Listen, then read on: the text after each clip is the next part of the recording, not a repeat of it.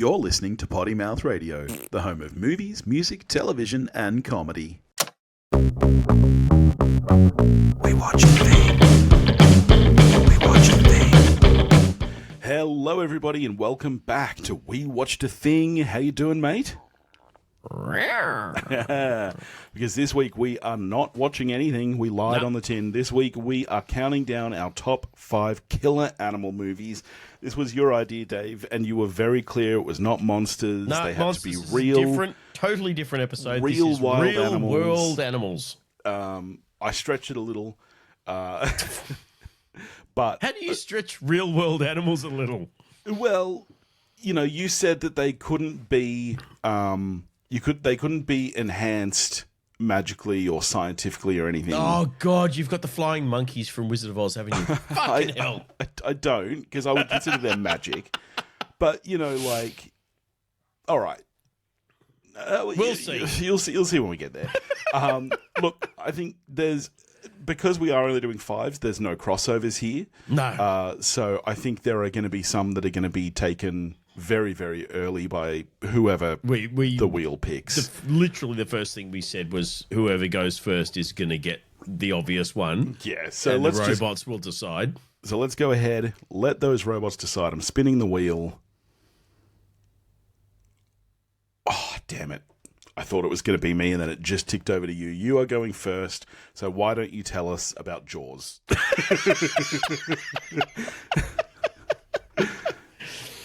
Let me look at my list. Maybe 1, 2, 3. Look, I love you, Billy. I'm not going to take it. Okay, well, I'm betting that you're going to take what I was going to take as my first one then. I don't know. I am going to put as my number 5. Do I want to put the... Oh, shit, you're going to take that. Fuck. All right, yeah, these are not... All right, this is what I'm going to say. I'm not going to take the shark. Mm-hmm. However, when we get to the end of our 5, we get to reorder them. Before they go up for the vote, we can reorder them. Order doesn't matter. Yeah. There's no order to this. Yeah. So I'm not taking that, but I am going to take what is sometimes referred to as Jaws in the Outback. You're going with Razorback. I am going with Razorback. That was going to be what I was going to take when you took Jaws. Well, there you go. So it all works out. Yeah, Razorback is a great Russell film. Mulcahy, who is a weird director. He directed 2 of my favourite films of the 80s, which is Razorback, which we're obviously talking about, and Highlander, which is one of my all-time favourite films. He did a number of amazing music videos. Other than that, and what did he do? He co-created one of the fantasy TV shows that I quite like. Can't remember which one. But other than that, he kind of disappeared off the face of the planet, which is bizarre because he was such a visual stylist. Razorback has no business looking as fucking good as it does. Mm-hmm. It should be a B-grade creature feature akin to fucking frogs, but it's not. It looks incredible. It is an artistic fever dream of a film. Yeah.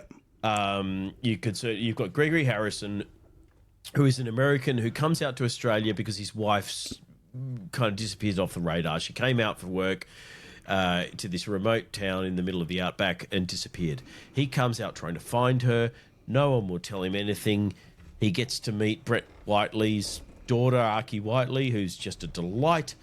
And there's a giant pig. Yeah. And I fucking love this movie. Yeah, it's a great movie. You know, I've gotten into collecting VHS tapes every now and then. I see this. I was about to talk about the 4K collector's edition I got. every now and then I see this pop up on one of my collectors groups, and it's always, $200-300 because it's quite hard to find.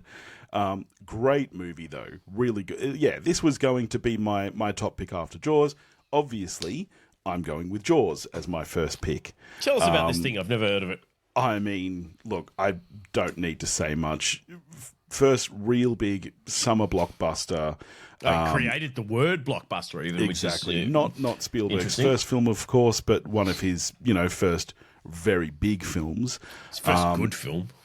Oh, no, that's not true at all, man. Searching for 19 Sugarman is fantastic. No, not Sugar. What's it called? His very first film. I can't remember the order of them. When was the fucking 1941? Because that's not good. That was after Jaws, I believe. Sugarland Express. Sugarland Express. That's what I'm thinking of. Fucking great fine. film. Really good film. Not as good as Jaws, though. Obviously, this is kind of the first. He was literally like early 20s or something, surely, when he made. Like, yeah. he was out of his depth, and there's. It's a fascinating, like any of the documentaries the you can see things about the that went production of wrong this. with the Bruce the shark Shark was a fucking nightmare. Yeah. Like, this film should not be the masterpiece that it is, given his inexperience and how fraught with disaster the entire production was. Yeah. It's It's astonishing. amazing. Yeah. I just, for my birthday, actually, the family got me the Jaws Lego set, which it has the entire boat. It's got all the characters, and it's got the moment of him popping out of the water. It's so sick. I'll send you a picture. All right, so over to you for your next pick. Oh, then. balls! I'm not prepared. All right. I'm literally, because we can reorder them for the vote, I'm literally going to pick these in the order that I think you're most likely to steal them. So my number 4 then is a film from 1996 called The Ghost and the Darkness, Okay. Yep. which is... About a lion.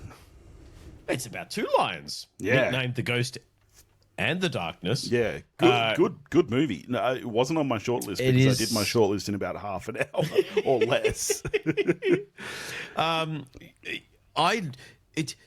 Weirdly, this film is not particularly highly regarded. I love it. I think it's a great film. Screenplay by Bill Goldman, who, as far as I'm concerned, is the greatest screenwriter of all time.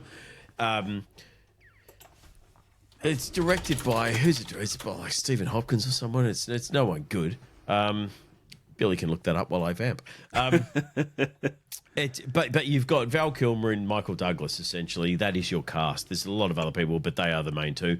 It concerns a engineer around the turn of the century, I think, who is charged with finishing construction on a bridge in Africa. And he's brought there by Tom Wilkinson, from memory. And fairly early on in his tenure, when he's trying to get this organise the workers to build this bridge, they start falling prey to the they were fairly famous. I knew about them prior to this film from a book I had as a kid. They were the man-eaters of Tsavo, lions who normally don't attack people, but there were a couple of that decided that the local workers were tasty fair and started killing off a sizable number of the workers on this. And so Val Kilmer enlists the help of I forgot it was Michael Kilmer. Douglas, Yeah. who is a kind of a hunter. And he arrives with this kind of Maasai warrior tribe of lion hunters, and they set about trying to catch these man-eating lions. And it is so exciting. It is a good old school adventure, and that's.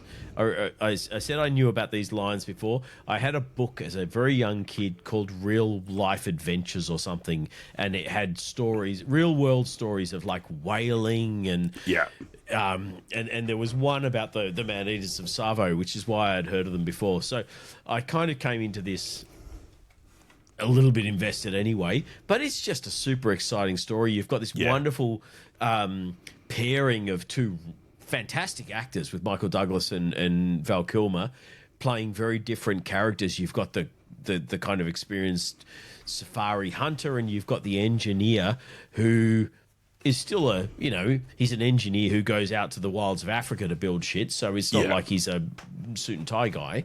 But they have a wonderful chemistry on screen.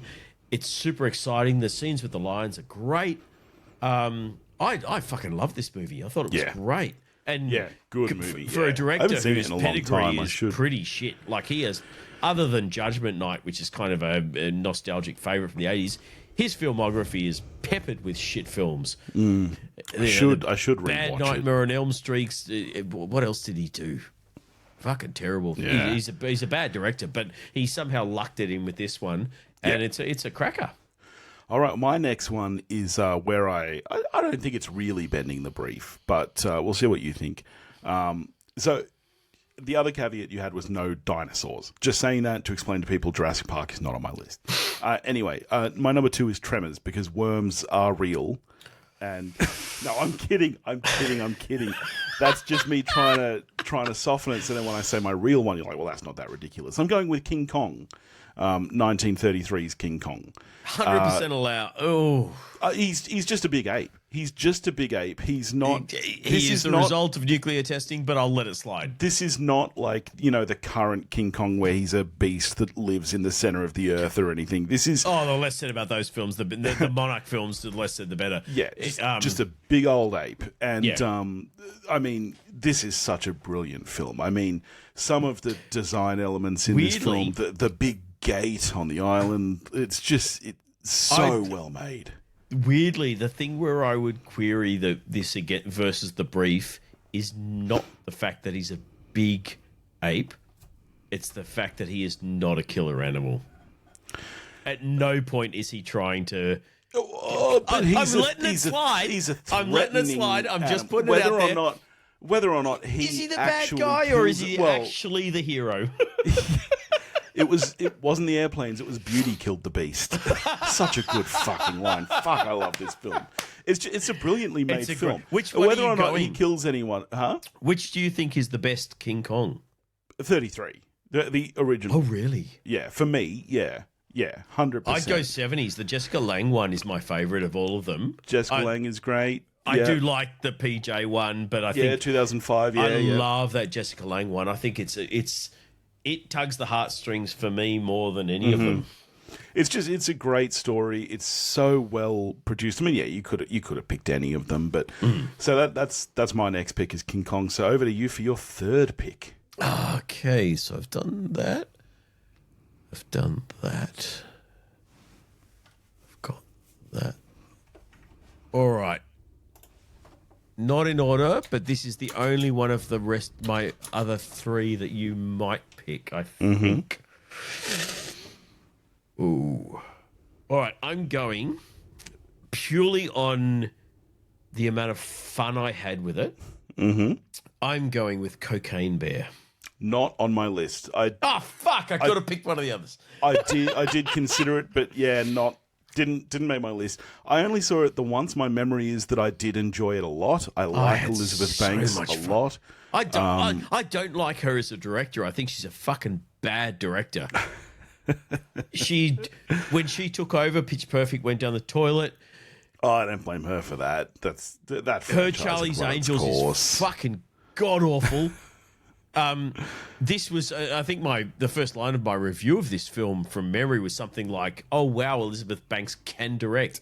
I had so much fun. I thought this was absolute fucking riot. The cast were amazing. You got fucking Ray Liotta in there. Christ.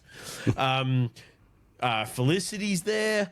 Yeah. You've got kids not being annoying. You've got bears snorting cocaine. Oh my kids god, snorting cocaine. This movie is just it's much fun. It's a lot of fun. I definitely considered it. But yeah, it just didn't crack my list. Interesting though that we're going amount with of gore. Yeah. And don't you have? Is it Margot Martindale? You've got who's the sheriff? Yes, it is. Yes. Jesus Christ, the cast on this her film... death scene is great in this film. Yeah. So the cast on this film belies what should be a Z-grade creature feature. Yeah. Even more so than my previous picks. It's one of those films that was pitched and sold purely on the title of the film. Like a film that's not on my list, I'm assuming it's not on yours, Snakes on a Plane. No, where this it's is like not good. Whereas This is the good. title is enough to sell the film. And Yeah. this just happened to actually Snakes be on a plane. It's got Samuel L. Jackson, and he says, "Get these motherfucking snakes off this motherfucking plane." Yeah. Here's $100 million. Whereas this, it is so much better than it should have been, Yeah. and it is so much more fun than it should have been. I thoroughly enjoyed it. Interesting that we've gone with 2 true story films in a row. Because, Ooh. of course, Cocaine Bear is based on a Yeah, true story. You true can story. actually see the real Cocaine Bear in a museum still. Yes, you do. I am going with a film that is based on the destruction of the whaling boat, the Essex, which is, of course, the true story of Moby Dick, and it is in the heart of the sea. I don't know if you've seen this film. I don't think I I have. brought it up on the show before. Is it Ron Howard? Yeah, starring Chris Hemsworth. I've wanted to see it for a while. I'd be not curious to hear surprised your in the thoughts, slightest that 'cause you love it because you I was a whaler. You in a are a past whaler. life. Yeah. Yeah. I love this film, and it's. It's got the killer animal element there, but that is not the majority of the film. After the whale attack, this is really a survival film. Like 90% of this film is Hemsworth alone on a raft in the middle of the ocean. Oh, the, wow. The true story of this is harrowing. There were, I think from memory, there were 3 or 4 that survived on the raft after the whale attack, and they just floated through the ocean for a very long time. Of course, they ended up having to eat each other. Oh wow. It's a harrowing story, and this is, I think, a really, really great adaptation of it.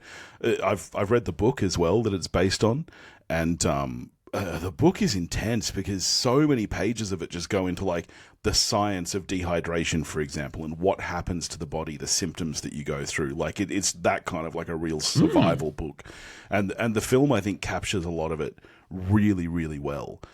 Stuff that you wouldn't think could be captured so well on film. So, look, I know that this film wasn't like insanely, popular at the time or anything, but I'm It's a not the big film fan I thought of of. it. So. In my mind, I'd kind of lumped it together with Master and Commander and stuff. Oh no!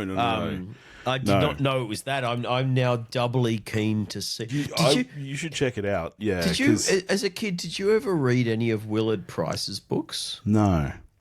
He's a fascinating guy to read about, actually. And there are biographies about his life because he lived just in so many places around the world doing the coolest shit imaginable. Yeah. And then wrote these, I don't know if they're kids' book or young adult books. I'd need to go back and look at them. I read them fairly young, but they're all titled things like African Adventure, Antarctic Adventure, etc. Yeah. And that they're kind of like a Hardy Boys type thing about these 2 brothers whose parents are kind of explorers or whatever. And they routinely, every book there, through plot machinations, they end up in some different remote locale around the world where they have to do, and it's all very well researched because he has Willard Price had lived in all of these places, and there's one called Whale Adventure where they. And this shows how old I am, that this was something that I just took on board. But they go out on a whaling boat, Yeah. because that used to be a thing. Yeah. And throughout the course of the book, one of them gets stranded on the back of a whale.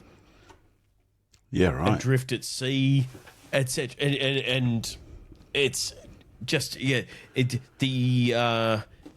kind of the in-depth how far he goes into the industries, like the African Adventure one, he delves into like the Leopard Society, which is kind of like the Mau Mau. It was a real society that used to kill white people, etc. Yeah, really interesting. If you're listening to this show and you're like 15, go check out Willard Price. You'd probably be into those sounds books. interesting. So, yeah, I mean, the book of this is the same. A lot of the book, even, the early stuff is going on about the lifestyle of Nantucket and, just the whaling community, and they're all Quakers and, like the people who get on the boat. It's fascinating stuff. But, yeah, so you should I don't check know the why movie no out. one's ever tried to film Willard Price's books, because like Whale Adventure, for example, when he's stranded on the back of this dead sperm whale just floating out at sea, there's all these scenes where like the sharks come to try and attack him, but then killer whales come and kill the sharks, and so I go, how the fuck is this not a movie? All right, well, over to you for your second last pick. Shit. All right, so I've got you and I've got you. I know you're going to pick this one, so I've ruled it out. Expect the unexpected, my friend. Don't be saying that. Just take what you want. I've got a list of 10, so... I'm leaving this out because it's literally... They've been doctored by man through science, so it doesn't count. I'm leaving it out. Skipping... All right. These are my two. All right. I am going to go with... And I'm ordering this based on how fucking insane the films are. So I'm going with a 1986 film called Link. I haven't heard of it. So Link, underrated, I'm glad I get to shout it out, is a film from memory, directed by Richard Franklin. So it's got some pedigree because Franklin's a great director. It concerns a very young Elizabeth Shue who goes, from memory, and I haven't seen this in many years, so if I'd read up on it, I'd be a little bit more distinct on this. I believe she goes to work for a discredited scientist played by Terence Stamp, who is working with primates and I think changing their brain chemistry to test how shit works with a goal to curing, I don't know, fucking Alzheimer's or something. He has a couple of chimps that he's doing work on, and he has an orangutan who wears a tuxedo who is kind of like his butler. Yeah. And shit goes sideways, and Link, the orangutan butler, starts becoming more aggressive, and it becomes a kind of, run away from the scary monkey type movie. But because you've got like Elizabeth Shue and you've got Terence Stamp, and it's directed by Richard Frank. It's a genuinely good fucking movie. Yeah, and right. It has some really, really tense scenes without being silly. Nice. So, yeah, highly recommend it. It's a genuinely really good film. I haven't seen it since I was quite young, but I remember being deeply affected by it, finding it very, very scary. And I did go back and watch the trailer and was like, you know what? It actually is a good movie. Yeah, nice. The acting is good. And it's Richard Franklin's a great fucking director. So I'm going to go back and watch Link again. And I implore everyone else to do the same. And if I'm completely wrong and it's a cheesy piece of shit, feel free to come at me and I will take that on the chin. But I reckon Link holds up, and I think Link is good. All right, putting it on my list. All right, well, my next pick is a classic. I don't think it'll make your list, though. I am going with Alfred Hitchcock's The Birds. Very close to my list. Birds, I thought it seems obvious, but I'm glad you mentioned it. Well, birds are one of the scariest animals in the world to me. They're fucking gross. I hate fucking birds. They flap. They're rats with wings. They're worse than rats. I hate them so much. And I've always been terrified of them. People... Have I told you about when I had a bird in the house? No, that sounds like fresh hell. I was about 13 and Mum and Dad were out, and we had a fireplace in our old place at Mossman in Sydney, and I don't remember if it was a pigeon or an Indian miner. I think it was an Indian miner. Flew down the chimney and came out the fireplace while I was sitting in the room, and I spent, and I kid you not, and I remember it distinctly, at least 2 to 3 hours trying to capture this fucking flying rat in a jacket so that I could take it outside. I would have just moved, burned the house down. Self-defenestration. I would just be that's yucky. Every time I got close to it, yeah. Oh my god. Yeah, this movie's horrific. Birds. That final sequence where they come out and there's just birds, thousands upon thousands of birds. There are more birds than people on this planet. That's what's so scary about this movie. Like, yeah, just a classic for a reason. Look, I know that it's easy to say, yeah, so of many course. scenes in that film. Yeah. Like, and weirdly, I won't say it. I'll wait till it's in a minute. Yeah. All right. So we're up to your final pick. What are you going with? All right. So, as I said, or as I was going to say, not the first time we'll hear of Tippi Hedren in this countdown. Okay. So, Tippi Hedren, famously star of The Birds. So, yep.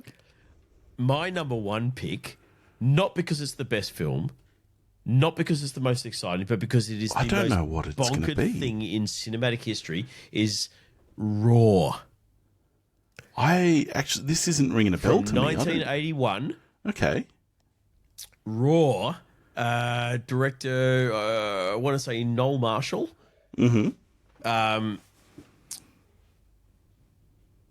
Took his family, which it included Tippi Hedren and her young daughter, Melanie Griffith, and just fucking moved to Africa for like 10 years filming lions. So this is And- like a documentary of sorts. No. No. Well, God, it is so hard to believe that this thing exists. So the trailer for Raw talks about Noel Marshall filming lions for 10 years. And coincidentally, you know, some of the family happened to be famous people. However, it makes it's a great pains to state that no animals were harmed in the making of the film, which you wouldn't think to look at it because it looks insane. However, 70 members of the cast and crew were injured, including Melanie Griffith needed facial reconstructive surgery after being bitten on the face by a lion. Wow. Tippi Hedren had multiple surgeries afterwards. It is insane. It looks like a. I mean, it's kind of pre-David Attenborough look and feel, but it looks like a nature documentary. You've got a family there living kind of like Robinson Crusoe with lions all around them and tigers and other shit. Why there are tigers in Africa, fuck knows. It's all manufactured by the film. But it's mainly lions. However, there are so many fucking lions and they are routinely just fucking attacked by these cats. Yeah, It's right. wild. It's hard to even describe this film because the fact that it exists almost belies belief. How anyone got budget, how anyone even wanted to produce a film where they just put their family in a lion, you know, in the middle of Africa and just let lions fucking go loose for years is astonishing. But it's one of those weird milestone films where people are aware of it, but it almost sits outside genre. It's this weird thing where this filmmaker just decided to go and take cameras and go live in Africa, and everyone on the cast and crew got mauled by fucking lions. Yeah. The thing that where it came across my radar was not the Tippi Hedren. It was the fact that I think Melanie Griffith might have mentioned it in an interview. So, you know, someone brought it up. You know, yeah, when I was a kid, I got like bitten in the fucking face by a lion because my family were cunts and they put me in a fucking jungle. Yeah. It is. There's a documentary around about the making of it, which is good. I was going to say that's what I'd highly be curious recommended. to. Yeah. It is a fascinating watch. Nice. What's the doco called? Filming took 5 years to complete. Of the 140-person crew, at least 70 were injured during production. That's insane. And John Marshall said he believed that the number of people injured was actually over 100. Noel Marshall was bitten through the hand. So it looks like there's a documentary on YouTube. Cinematographer was Jan de Bont. So it looks Wow. like there's a documentary on YouTube just called The Filming of Raw. There you go. Oh, Yeah. Whatever that is, it's highly recommended. Awesome. This was awesome. always my number one. It's not the most fun. It's not the best film. It's not the anything, but just purely based on the amount of injuries to cast and crew, including the fact that a toddler Melanie Griffith got bitten in the face by a fucking lion. Yeah. It had to be Nice. my number one. Well, so far, this is good. So we're up at my number one. We've only had the one crossover, which was Razorback from my list anyway. So I don't know where I'm going to go with my final pick. I've got four left to pick from. They're all kind of more on the fun side of the fence. Which direction do I go? Look, I'm going here. I'm going with Anaconda. Oh, I was going to say, tell me what sort of animal it is, and I'll tell you what your pick is, because I've got about four on my list that I went, okay, if he picks a shark, it's this. If he picks a snake, it's this. If he picks a dog, Yeah. it's this. If he... Yep. Well, it sounds like we've got some similar honourable mentions then. Anaconda's just a heap of fun. This is such a fun movie. It's got some really bad effects in it. It's got some really bad acting in it. You've got Jennifer Lopez. You've got John Voight. Do you ever have John Voight? It's just wild. It's so much fun. I made Nooska watch it a little while ago. I tried to initiate Martini and Monster Movie Mondays. She kept the martini bit, but not the monster movies. But I love Anaconda. It's so silly. All right, let's talk some honourable mentions then. I've only got three left that weren't mentioned, which is Cujo, Deep Blue Sea. Oh, sorry, Oh, four. shit. I can't believe I didn't think of Deep Blue Sea. Lake Placid, a lot of fun. Lake Placid, I'm so surprised wasn't on. I know how much you love that movie. Yeah. And the other one that I wasn't sure if you consider it stretching the brief is Arachnophobia, which, you know, I they're don't not, remember the plot well enough. Is that some sort of science has made them go crazy? Or? No, it's just a rare species of spider from, you know, fucking somewhere in South America or something from memory that makes its way to this small town. Because I had eight-legged freaks in my honourable mentions, and that's... Well, that's, yeah. What else was in your honourables? What did I have? I had The Shallows, which I ruled out because I really don't like Blake Lively these days. Cujo Anaconda, you said. Snakes Not Plenty, you said. Bats, it's an old classic. The Meg, both of them. Yeah. See, I I ruled that out because you had your no dinosaurs rule. But it's in the present day. If you I had a guess. dinosaur alive So's Jurassic now, Park. that's fine. Oh, fuck yeah, I guess. All right. What else was in there? Rogue, which is not a good film, but it does have who's Mrs. Machine Gun Fellatio, whatever the fuck his name is. Machine Gun Kelly. Yeah, what's her name? Megan Fox? Toe Thumbs, yeah, Megan Fox. Yeah. Inexplicably cast as the head of a counterintelligence SAS type group who go to kill some poachers, and giant CGI lions attack them, and it's a lot of fun. Rogue, Crawl, which was not a bad film. Crawl nearly made my list. Yep.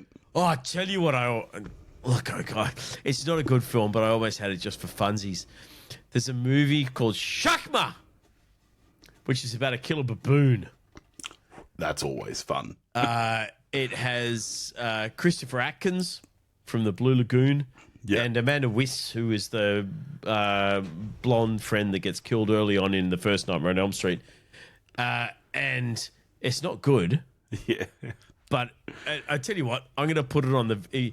Patrons will get it on the end of the video version of this episode. I'm going to put the trailer, because the trailer is fucking wild. Nice. Nice. Well, that's So our good. list.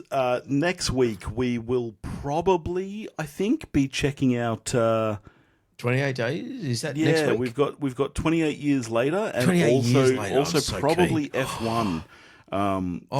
The Apple. Yeah. So that'll probably be next week. In the meantime, if you want to get in touch with us, you can do that at pottymouthradio.com or pottymouthradio@gmail.com. Go join the Facebook listener community, where I'm assuming that Dave will put these lists up, and, I'll put stuff and you up. people can vote People can on vote. who won. You can tell us what we forgot, what would have made your lists. That would be cool. Although I dare say anything anyone can think of won't be as good as Shakma. And we'll catch you next week.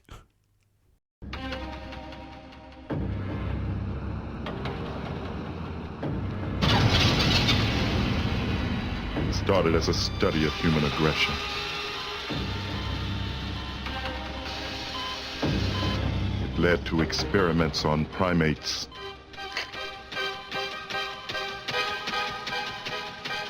But something went wrong.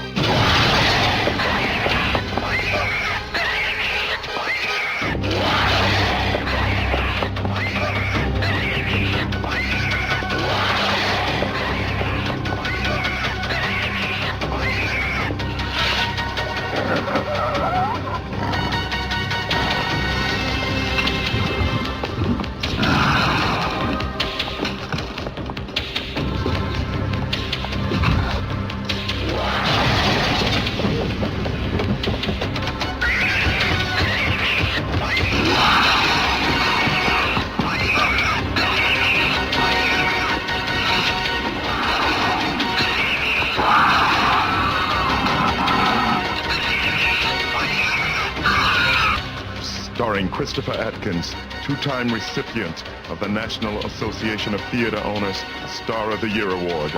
First for Blue Lagoon, now for Shakma.